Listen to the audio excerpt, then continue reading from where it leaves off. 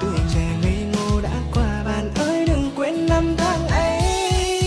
Ngày mai ta xa rồi bạn ơi, hãy giữ nụ cười cho em niềm vui. Tạm biệt nhé những nỗi đau ơi, tạm biệt nhé nỗi nhớ một thời. Vì có anh em chỉ cần một vòng tia gió tiếng hoa tia mà to lon chia từ mà li cho cả lò xí lu đua mò.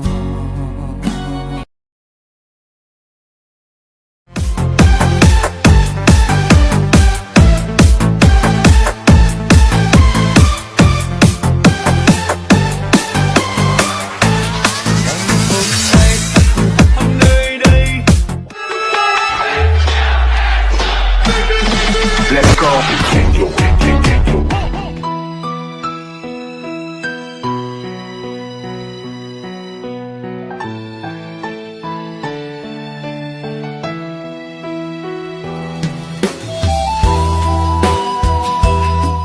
gió chia lúa nọ chẳng có ho chi bó